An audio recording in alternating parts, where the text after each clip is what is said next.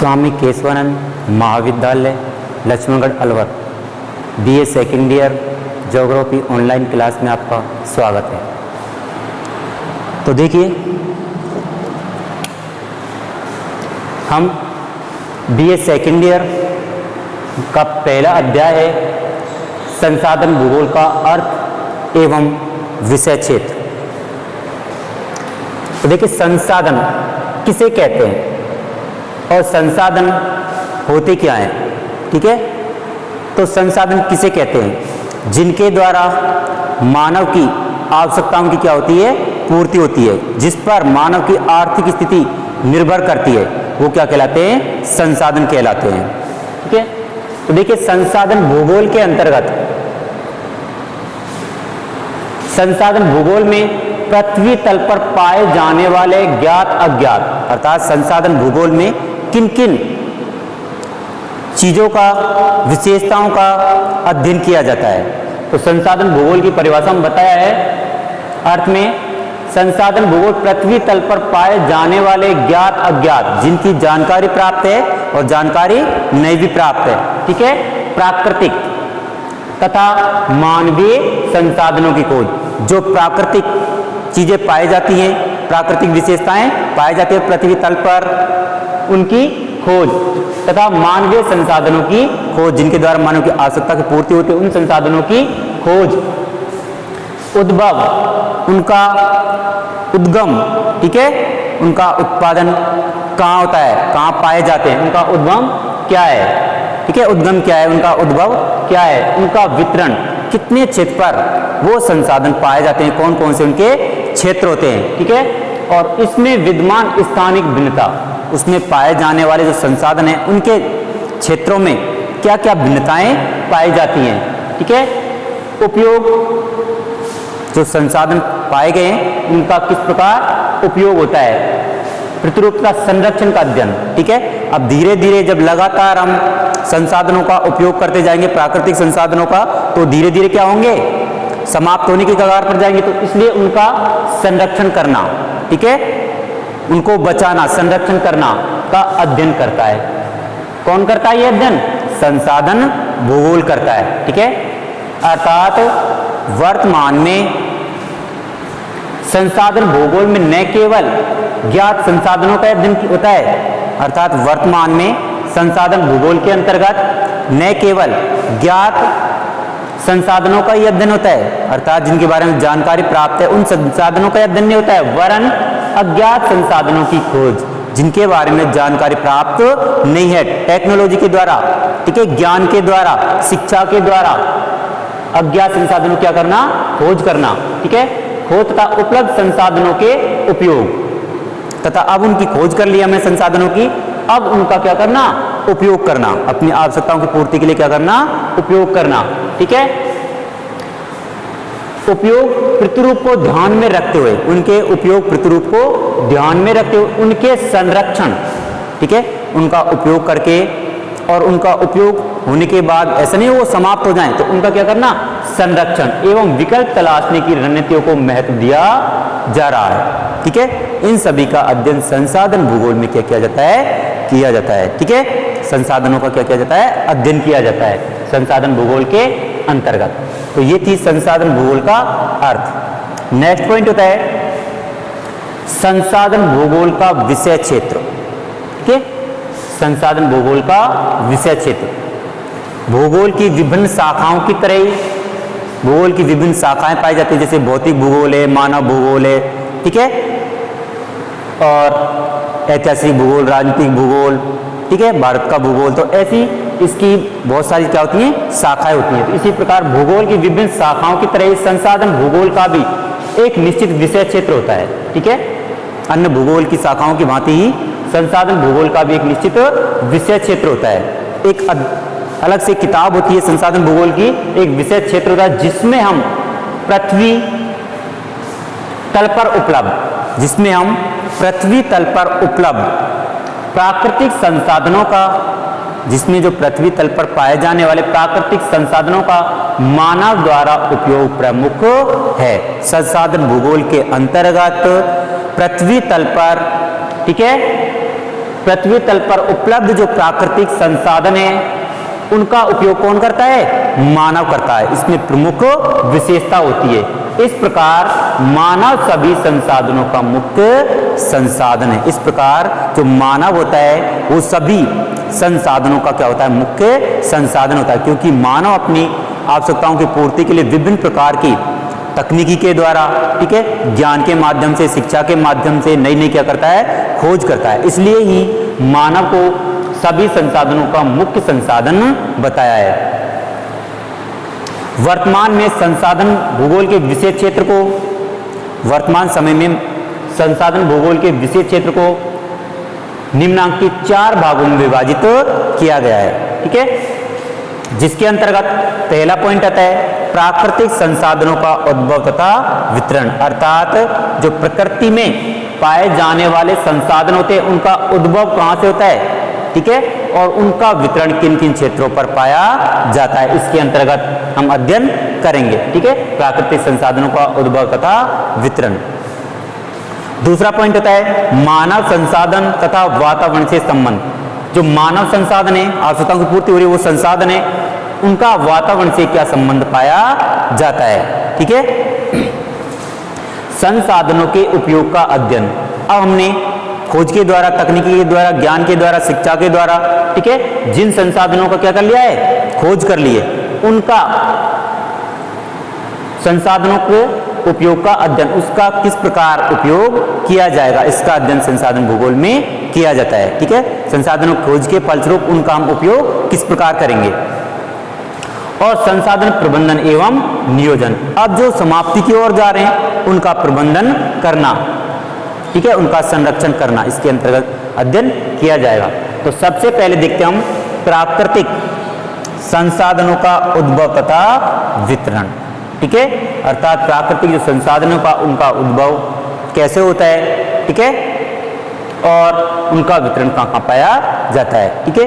तो पहला पॉइंट है प्राकृतिक संसाधनों का उद्भव तथा वितरण। इसके अंतर्गत इसे प्राकृतिक संसाधन है, उन्हें 4 भागों में विभाजित किया गया है, ठीक है। जल संसाधन, भूमि एवं मृदा संसाधन, खनिज संसाधन और जीवीय संसाधन, इन्हें 4 भागों में विभाजित किया गया है, ठीक है। जल संसाधन, भूमि एवं मृदा संसाधन, खनिज संसाधन और जीवीय संसाधन, ठीक है।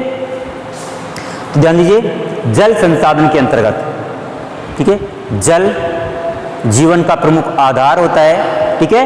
तो इस प्रकार जो जल है उसका मानव अपनी आवश्यकताओं के उपयोग के लिए किस प्रकार करता है। तो देखिए, जो जल कहाँ कहाँ पाया जाता है, जैसे उनका उद्भव कहाँ से होता है जल संसाधनों का, जैसे महासागरीय जल हो गया, ठीक है, महासागरों में पाए जाने वाला जल उद्भव है उसका। इसी प्रकार नदियों में जल पाया जाता है, उद्गम, ठीक है, झीलें, तालाब, भूमिगत जल, हिमावरण आदि के रूप में जल पाया जाता है, ठीक है। जैसे महासागरों में पाए जाने वाला जल होता है, इसमें हमारे जलयान चलाए जाते हैं बड़े बड़े, ठीक है, बड़ा क्षेत्र पर इसका वितरण पाया जाता है। और जैसे हिमावरण है, जब बर्फ धीरे धीरे तापमान में वृद्धि होने लगती है तो बर्फ पिघलने लगती है, और पिघल करके जब वो नीचे आती है तो एक नदियों का रूप ले लेती है और नदियाँ बहती हैं। तो नदियों के जल को मानव अपनी आवश्यकताओं की पूर्ति के लिए सिंचाई के रूप में उपयोग किया जाता है, ठीक है। झीलें पाई जाती हैं, झीलों का जल मीठा होता है, खारा होता है, ठीक है। तो इस प्रकार जो मीठी झीलें होती हैं उनका उपयोग हम अपनी आवश्यकताओं की पूर्ति के लिए करते हैं, ठीक है। और नदियों के, झीलों के पास में दर्शनीय स्थल पाए जाते हैं, ठीक है।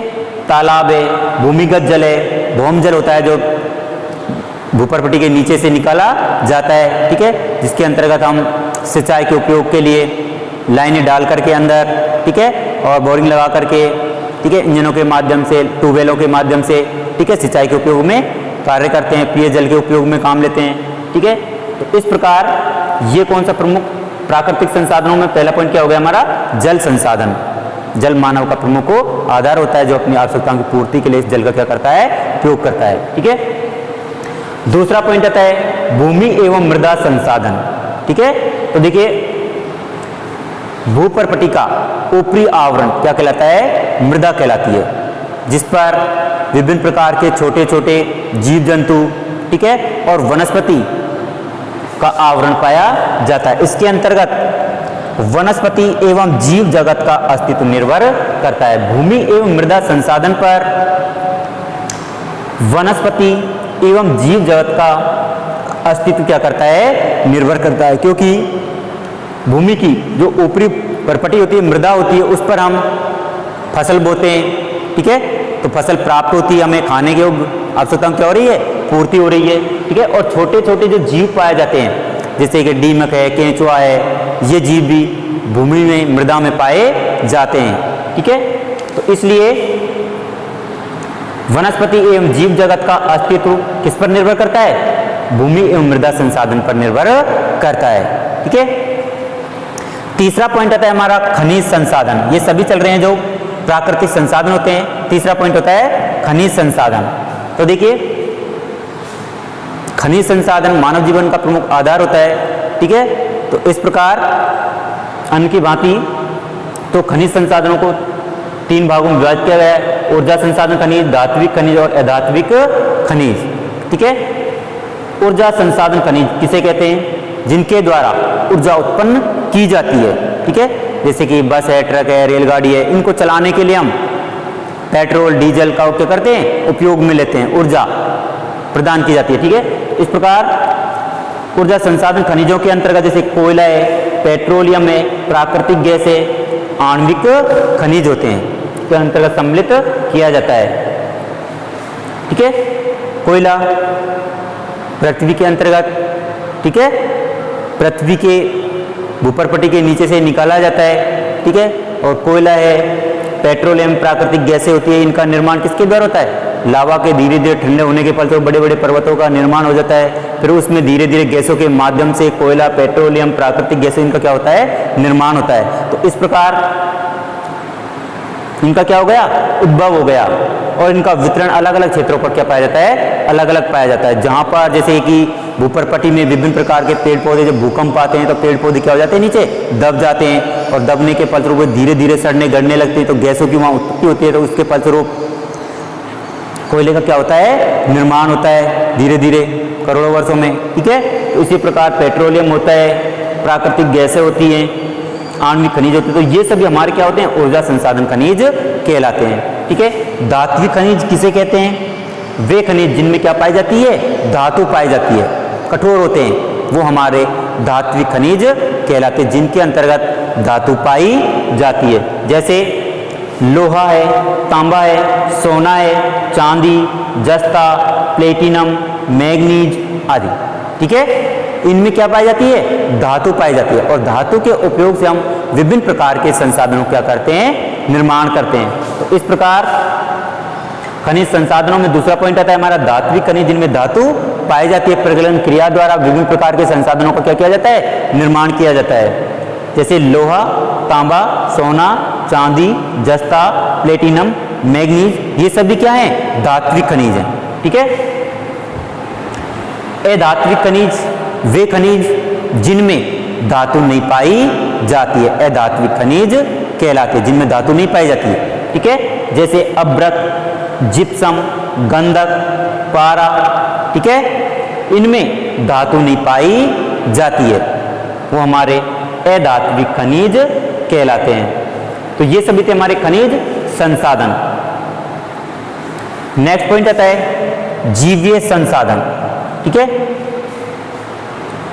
तो देखिए, जिन संसाधनों को, ऐसे संसाधन जो संसाधन कैसे कहलाते हैं, जीवीय संसाधन कहलाते हैं, अर्थात जीवीय संसाधनों के अंतर्गत आते हैं हमारे वनस्पति संसाधन और जंतु संसाधन, ठीक है। वनस्पति संसाधन के अंतर्गत वन, झाड़ियां, घास आदि आते हैं, ठीक है। वनों से हमें विभिन्न प्रकार की जड़ी बूटियां होती है, पेड़ पौधे पाए जाते हैं, फल फ्रूट मिलते हैं, ठीक है, औषधियां पाई जाती हैं, तो इनसे हमारी आवश्यकता क्या हो रही है, पूर्ति होती है। तो वनस्पति संसाधन के अंतर्गत वन है, झाड़ियां हैं, घास हैं, ठीक है, घास भी पाई जाती है वन्य क्षेत्रों के अंतर्गत। तो घास में हम भेड़ बकरियां हैं, पशु हैं, इनको क्या करते हैं, घास चारा चराते हैं, ठीक है। तो इस प्रकार वनस्पति संसाधन के अंतर्गत वन, झाड़ियां और घास आदि को क्या किया जाता है, सम्मिलित किया जाता है, अध्ययन किया जाता है। जंतु संसाधन के अंतर्गत ऐसे जीव जंतु जिनका उपयोग हम अपनी आवश्यकताओं की पूर्ति के लिए करते हैं। जैसे दूध देने वाले पशु होते हैं, ठीक है, मांस देने वाले पशु होते हैं और भार ढोने वाले पशु होते हैं। इनके द्वारा हमारी आवश्यकता क्या हो रही है? पूर्ति होती है, ठीक है। ये भी क्या है? संसाधन है। ये मैंने आपको पहले ही बता दिया था, जिनके द्वारा मानव की आवश्यकताओं क्या हो रही है? पूर्ति होती है, वो सभी क्या कहलाते हैं? संसाधन कहलाते हैं। तो जैसे दूध देने वाले, ठीक है, दूध को हम क्या करते हैं? बेचते भी अपने खाद्य सामग्री के रूप में प्रयोग करते हैं, ठीक है।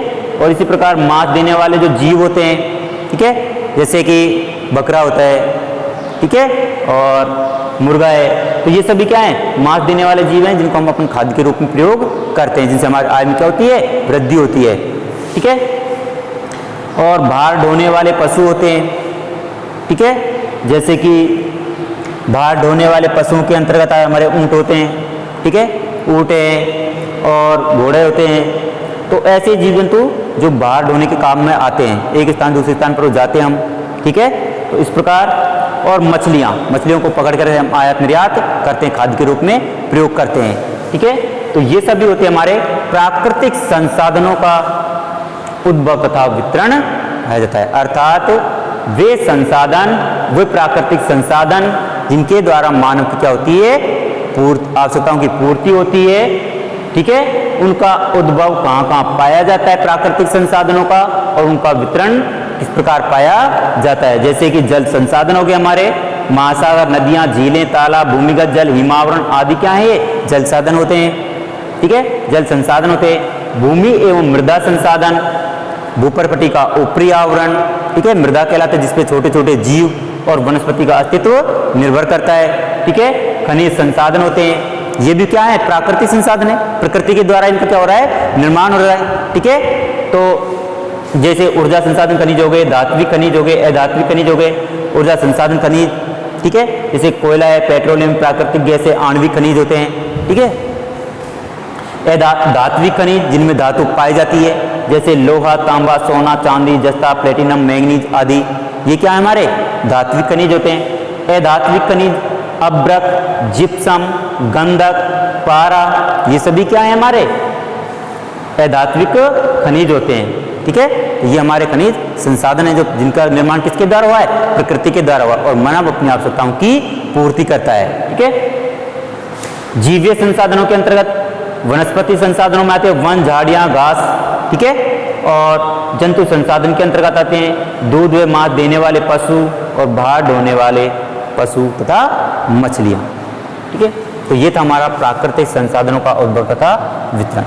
नेक्स्ट पॉइंट आता है मानव संसाधनों तथा वातावरण से संबंध।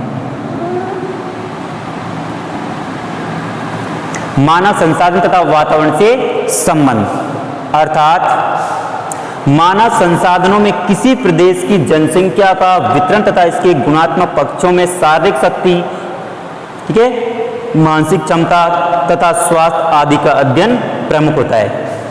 मानव संसाधन तथा वातावरण से संबंध के अंतर्गत सम्मिलित किया जाता है कि इसके अंतर्गत मानव अपनी तकनीकी के द्वारा, ज्ञान के द्वारा, ठीक है, अर्थात जिस देश में तकनीकी प्रौद्योगिकी, ठीक है, अधिक ऊंची है, ठीक है, शिक्षा का प्रसार अधिक है, जनसंख्या कम है, ठीक है, तो वह तकनीकी में क्या पाया जाता है? आगे पाया जाता है, जो अपनी आवश्यकताओं की पूर्ति के लिए नए नए क्या करता है? आविष्कार करता है, ठीक है। तो मानव संसाधन किसी प्रदेश की जनसंख्या का वितरण, ठीक है, मानव संसाधनों के अंतर्गत किसी प्रदेश की जनसंख्या का वितरण, ठीक है, कि उस प्रदेश में जनसंख्या कितनी पाई जाती है, उसका वितरण क्या है, तथा इसके गुणात्मक पक्षों में तथा इसमें जो गुण वितरण पाया जा रहा है जनसंख्या का, उसके क्या गुण होते हैं? गुणात्मक पक्षों में शारीरिक शक्ति, जैसे जो ठंडे प्रदेशों के लोग होते हैं, व्यक्ति होते हैं, वो शारीरिक शक्ति में क्या होते हैं? बलवान होते हैं, ठीक है। जबकि गर्म प्रदेशों के लोग शारीरिक शक्ति में क्या पाए जाते हैं? कमजोर पाए जाते हैं। तो इसी प्रकार वो अपनी जलवायु पर क्या करता है? निर्भर करता है। तो जिन क्षेत्रों उनकी गुणात्मक पक्षों के अंतर्गत शारीरिक शक्ति और मानसिक क्षमता, उनकी सोचने समझने की शक्ति क्या होती है, क्षमता क्या है उनकी, ठीक है, तथा उनका स्वास्थ्य, जिन प्रदेशों की जलवायु अच्छी है वहां का वातावरण क्या होगा, शुद्ध होगा, अच्छा होगा, तो वहां का स्वास्थ्य भी क्या पाया जाएगा, अच्छा पाया जाएगा, जिससे उनका ज्ञान में क्या होगी, वृद्धि होगी, और ज्ञान में वृद्धि होगी तो वो नई नई चीजों का क्या करेंगे, आविष्कार करेंगे, अपने संसाधनों की क्या करेंगे, पूर्ति करेंगे। तो इस प्रकार स्वास्थ्य आदि का अध्ययन प्रमुख होता है, ठीक है। मानव अपनी आवश्यकताओं की पूर्ति के लिए वो वातावरण के साथ में क्या कर लेता है, संबंध बना लेता है। जिस क्षेत्र की जलवायु अति उत्तम होती है वो उस वातावरण के क्या हो जाता है, समायोजित हो जाता है। ठंडे प्रदेश के लोग वहां की जलवायु के अंतर्गत रहने लग जाते हैं, ठीक है, और गर्म प्रदेश के लोग वहां की जलवायु के अंतर्गत क्या हो जाते हैं, समायोजित हो जाते हैं। तो इसी प्रकार वो अपनी आवश्यकताओं की पूर्ति के लिए विभिन्न प्रकार के संसाधनों को क्या करते हैं, निर्माण करते हैं, ठीक है। तो वातावरण के मानव संसाधन वातावरण से क्या होता है, उनका संबंध पाया जाता है, ठीक है। जिस प्रकार की उनकी जलवायु होगी, उनका वातावरण होगा, उसी प्रकार वो संसाधनों का क्या करेंगे, निर्माण करेंगे अपनी आवश्यकताओं की पूर्ति के लिए। जैसे इसमें बताया गया है कि उस क्षेत्र की जनसंख्या का वितरण, ठीक है, उसकी मानसिक क्षमता, ठीक है, शारीरिक शक्ति और स्वास्थ्य आदि का अध्ययन प्रमुख होता है, ठीक है। और किसी प्रदेश में विज्ञान एवं प्रौद्योगिकी की विकास के अनुसार ही उसका आर्थिक विकास होगा, ठीक है। किसी प्रदेश की विज्ञान और प्रौद्योगिकी के आधार पर ही उसका आर्थिक विशेषताएं क्या करेंगी, निर्भर करेंगी, ठीक है। तो किसी प्रदेश में विज्ञान एवं प्रौद्योगिकी की विकास के अनुसार उसका आर्थिक विकास होगा। जैसे संयुक्त राज्य अमेरिका है, रूस है, फ्रांस है, जापान है, कनाडा है, तो इनकी तकनीकी क्या पाई जाती है, अधिक पाई जाती है। ये संसाधनों में क्या होते हैं, निपुण होते हैं। तो किस पर निर्भर करेगा, उनकी शिक्षा पर, विज्ञान पर और प्रौद्योगिकी पर निर्भर करता है। उन्होंने कितने कल कारखानों का निर्माण कर लिया है, वो नए नए संसाधनों का निर्माण कर रहे हैं, किसके द्वारा, विज्ञान के द्वारा, तकनीकी के द्वारा, शिक्षा के माध्यम से, ठीक है, और अपनी जलवायु के द्वारा, ठीक है। तो इस प्रकार मानव होता है, मानव अपनी आवश्यकताओं की पूर्ति के लिए जिन संसाधनों का निर्माण करता है, ठीक है, तो मानव जिस वातावरण में रहता है वहां के वातावरण में क्या हो जाता है, समायोजित हो जाता है। इस प्रकार मानव संसाधनों का संबंध किससे पाया जाता है, वातावरण से पाया जाता है, ठीक है। तो ये था हमारा दूसरा पॉइंट। अब हम संसाधनों के उपयोग का अध्ययन देखें। तो संसाधनों के उपयोग का अध्ययन अर्थात जिन संसाधनों का हमने क्या कर लिया है, निर्माण कर लिया है, उनका हम किस प्रकार उपयोग करते हैं। जैसे जल संसाधन होते हैं, ठीक है, भूमि मृदा संसाधन है, खनिज संसाधन है, जीवीय संसाधन है, इनका हमने क्या कर लिया है, निर्माण कर लिया है अपनी आवश्यकताओं की पूर्ति के लिए, ठीक है, पाए जाते हैं ये संसाधन। अब उनका हम उपयोग कैसे करते हैं, तो देखिए जैसे महासागरीय जल में हम, इसमें महासागरों का जल कैसे पाया जाता है, खारा पाया जाता है, तो इससे हम खारे जल की मछलियां भी होती हैं, ठीक है, तो मछलियों का हम क्या करते हैं, कारोबार करते हैं, पकड़ते हैं मछलियों को। इसी प्रकार इसमें जलयान चलाए जाते हैं, ठीक है, और समुद्री तटों पर पर्यटन स्थल होते हैं, ठीक है। इसी प्रकार नदियां होती है जो सिंचाई का कार्य करती है, झीलें हैं, तालाब हैं, भूमिगत जल है, ये सभी का क्या किया जाता है, उपयोग किया जाता है। तो इसके अंतर्गत संसाधनों के उपयोग का क्या किया जाता है, अध्ययन किया जाता है। और संसाधन प्रबंधन एवं नियोजन करते हो गया, संसाधन का प्रबंधन अर्थात आवश्यकताओं की पूर्ति करने के लिए अब वो धीरे धीरे समाप्ति की कगार पर हो जाएंगे, प्राकृतिक संसाधन होते हैं, ठीक है, तो उनका प्रबंधन करना और उनका संरक्षण करना, नियोजन करना, इसके अंतर्गत अध्ययन किया जाता है। इन 2 पॉइंटों का अध्ययन हम नेक्स्ट डे करेंगे, ठीक है, अगले दिन करेंगे। तो हमने आज आपको बीए सेकेंड ईयर, ठीक है, ज्योग्राफी के अंतर्गत अध्याय 1 संसाधन भूगोल का अर्थ एवं विशेष क्षेत्र के बारे में अध्ययन कराया है। नेक्स्ट डे में, ठीक है, हम आपको संसाधनों के उपयोग का अध्ययन, संसाधन प्रबंधन एवं नियोजन, ठीक है, और इनका महत्व का अध्ययन कराएंगे, ठीक है। धन्यवाद।